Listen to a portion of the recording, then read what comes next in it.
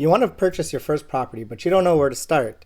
Well, I'm here to help you with a few tips that I've put together for first-time buyers. My name is Adrian Samaru, and I'm a real estate agent located in the Greater Toronto area. Let's start with location.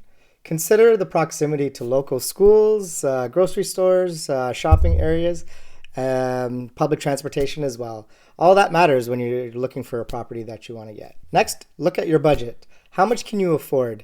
You might be paying rent currently. You might want your mortgage payments to be similar to that, but there's also a few things you'll have to consider now that you're going to own your own property. If you're not already doing that, you're going to have to pay for utilities along with property taxes, and you're going to have to set aside some money for repairs and maintenance. Now, the next step also goes hand in hand with your budget. It's getting a pre-approval. Speak to a mortgage agent or a mortgage specialist at your local bank to find out how much you can actually afford.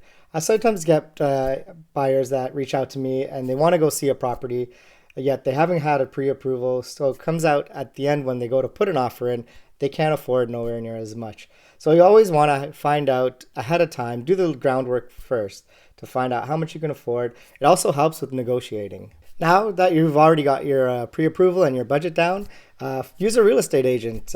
They have tons of resources and information regarding a certain area. Especially if you're looking in that area, they're able to pull comparables, see what recent homes sold for, and walk you through the whole process. I highly recommend that you get a home inspection done. A lot of this was overlooked when the market was on fire and there was so much competition on a property. A lot of people would omit that clause in their contract saying, no, I don't want to do a home inspection. It's going to cost me anywhere from $300 to $500. Let's just leave it out and so we can win the property. Now it comes time when they move into the property, a lot of surprises are popping up and it could be costly. It could cost anywhere from a couple of thousand to, who knows, 100,000. So it's always wise to get a home inspection done. Now, if you or your agent feel that there's going to be so much competition on the property that you might not have a chance if you go in with a home inspection clause, I recommend that you also do a pre-inspection. So this way you have your ducks in a row when it comes time to making that offer, and it kind of edges you out on the competition.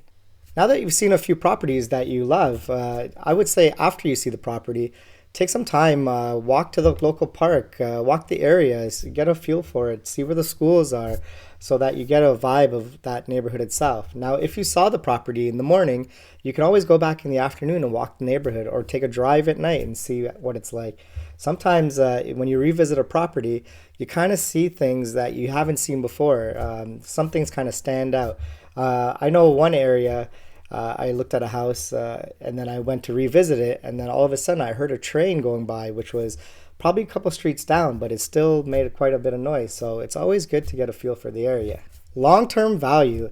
It's not only do you consider short-term value, but you also want to consider long-term if you were to hold it for over a long period of time.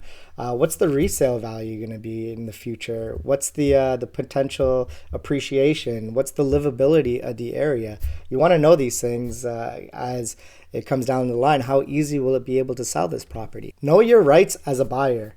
It's important to know how you can get out of a contract if it comes down to it. So include things like financing clauses or inspection clauses, anything that you think that if you're unsure about, you can also include in the contract. And they usually are tied to a period of time that lets you get out of the contract should any of those things not come through for you. Negotiate. Work with your realtor to come up with a mutually beneficial agreement. A lot of things can be negotiated in a contract that some people might be unaware of. Like you can negotiate for window coverings or furniture, closing date, the price for sure can be negotiated along with the deposit. So there's many factors that can be negotiated, or many terms that can be negotiated on a home that you're putting an offer on. Lastly, don't rush the process. I have clients that have purchased a property within one day of seeing it, whereas I've had some clients that have taken a couple of years.